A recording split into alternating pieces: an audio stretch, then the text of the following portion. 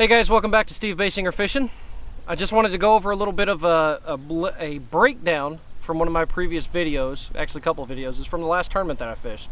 A few guys have already contacted me and they wanted to ask and see if I would kind of break down a little more and go in depth and describe what it is that I was on that magical spot on that last day.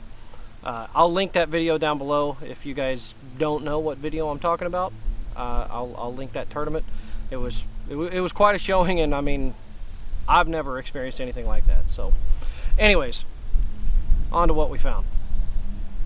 So practice was tough. I had 3 days of practice. Practice was really hard. I only got 3 bites in the 3 days of practice that I had. Actually, 2 of them came, or I should say 3 keeper bites. 3 of those came in the first 2 days. The last day I didn't get a keeper bite the whole time. So all of those bites that I got fishing.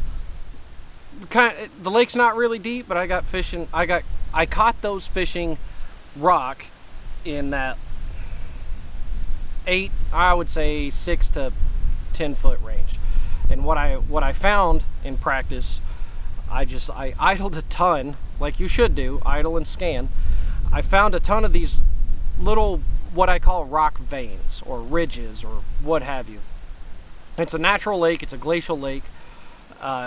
And you can see areas where as the glacier went along, it just kind of dug up these rocks and basically put them in a pile going along, put them in a line.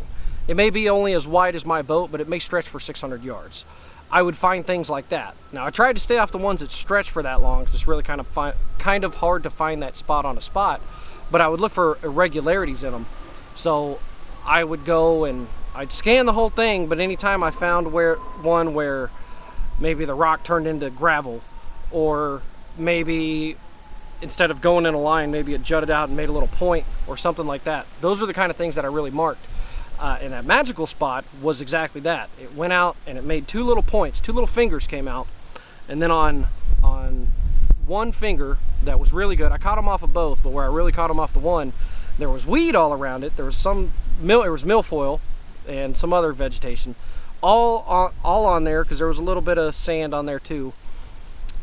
But in a spot that I would say is roughly 30 feet wide, it made a patch where there was no grass. It was just clean right there. And as I'm hoping you guys were able to tell in the video, I was able to make the same cast over and over again when they were really just keyed up and firing that morning. I was able to make that same cast, hit that same spot, and catch them. If I got outside of that, I didn't get bites. You had to make that same cast. They were in that patch, and that's where they were feeding. Now, before we get too much farther into this video, I wanted to show you guys some screenshots that I was able to take using the Lowrance structure map feature that can be found on any HDS Gen 2 unit or newer. Now, I was talking about a clean spot. If you see where I have on here, I've got that green arrow pointing right at a clean spot. All the little bumpy stuff that you see here is actually rock and boulders and some weed kind of all mixed in. But if you see where that arrow is, there's a clean spot where it's basically just a sand / gravelly bottom right there. That is that sweet spot that they were on. I wish I would have measured it, but it looks like it's maybe 20 to 30 feet wide at its widest spot. You see it's not a perfect square or anything. But that's the kind of stuff that they were sitting in. You could randomly pick up a bass every now and then on or outside of that, but they really were in that clean spot right there. Now here we have the exact same shot, just zoomed out a little bit, and it still has my waypoints on it. And the reason I wanted to show you guys with the waypoints is because I don't always use the structure map feature. It's not great for always, but what I like to do is after I've found a rock pile that I think might be good, then I'll go over and do the structure map feature on it, and I'll link a way to do that in a different video or in the comments down below, or I'm sorry, the description. Man, my mind is just gone today. Anyways, I like to draw the outline, if you will, with waypoints to show me how this rock pile, or in this particular instance, it's a rocky point, to see how it actually lays out. Because I don't always have my structure map feature turned on when I'm up front using the graph. It's easier to read when you're sitting away from it, you know. So for example, you're standing and you're X amount of feet, in my case 6 feet away from the graph, it's easier just to take the structure map feature off and just look at your waypoints. So that way I can see how it lays out, and I can kind of just follow that with the boat or with my lure or something like that. Basically, I'm able to see that underwater point. So this is another shot that I have of another spot that I didn't catch them in the tournament, but I did catch one or two in practice here. Actually, the first one that I caught in practice came right here, and that was really kind of what clued me into, like, hey, I think I can catch them this way.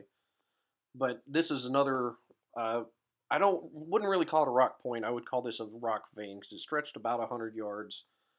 It started up in about 5 feet of water. You can see that by looking at the veins that we have up here on your top right.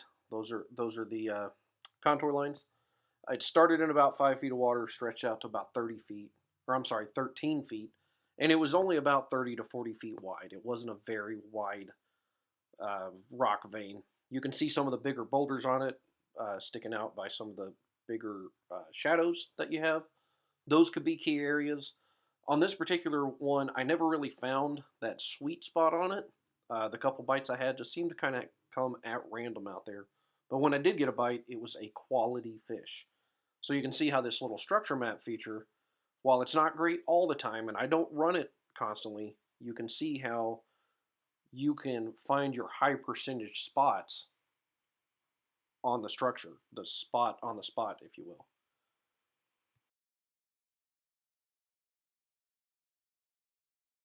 And then we left and we came back. Now at this point, now I understand what it is that I have, because in practice I didn't know it was just a clean spot. I figured that out when I was actually catching them. When we came back to it, same thing. You knew where it was at. You could fire right to it. The baits that I was using. What I started with, I'm not going to show you guys this bait, but it's a discontinued crankbait from Skirmish Baits. They don't make anymore, and I don't want that secret getting out. But it was a crankbait. It dived to like maybe 10 feet or so on a good long cast and about 10-pound test. I was running it on 10-pound, and it was that sweet spot. It was probably about 6-7 feet on top. So that's what I was getting down to and just cranking it along. But I was using that on a Denali Covert Light 7.5 foot cranking rod. I believe this is a medium. It's a medium heavy. 7.5 foot medium heavy. I did have a couple come off, as you guys will see in the video. I don't think that was because of the rod. I think that was more like these hooks. These are sticky sharp. The ones on that other crankbait, they were not. And like an idiot, I never went and sharpened them, which kind of cost me one on the first day, which cost me state if you want to think of it that way. But the crankbait was how I did it. I like to start with a crankbait because you can fish it so fast, it gets down there. If you've got fish that they're not really committed to eating something, you can feel it a little easier because they'll swat at it. Because you have treble hooks, you might actually snag one of them. So those are fish you could put in the boat. Then after that, the main player the rest of the day was a swing head and a Jean LaRue biffle bug. I mean, that soft plastic right there is what made the technique famous. That's where Tommy Biffle, he's the one that made it famous. This is the color that he even made it famous on. This is the Sooner Run color. It's the only color in the biffle bug that I even own. It's the only color you need. It's kind of a dark watermelon red, if you would. But honestly, you probably could have put a lot of baits back here. This is just the one I've got a ton of confidence in, so it's what I went with. The most important thing was the swing head and the size of the head. I was throwing a 1 ounce. This is actually the one I was throwing. I don't know if you'll be able to see that, but there are teeth marks all in that bad boy. I would throw a 1 ounce, and the reason I wanted a 1 ounce is because you want it to stay on bottom. You're throwing it out there, and you're cranking it along exactly like I did the crankbait, but I would go with a 3/4 and a 1 ounce, but the 1 ounce is what I really started to go with because it stayed down so well. And you're just bouncing it off rocks. This is what I got the bigger bites on. As the day went on, this is what I got the bigger bites on.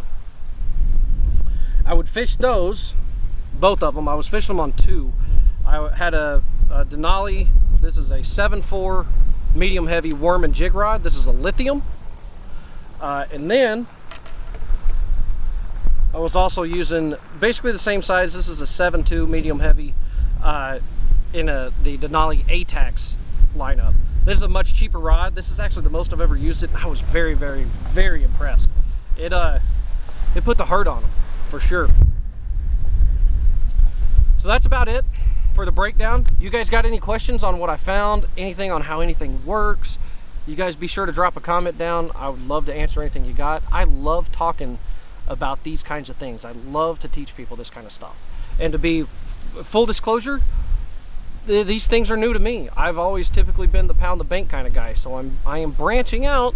I'm growing up, folks. I'm growing up, and I'm starting to do more kind of offshore-ish kinds of things. And I mean, they work out really well when you catch, you know, over 22 pounds.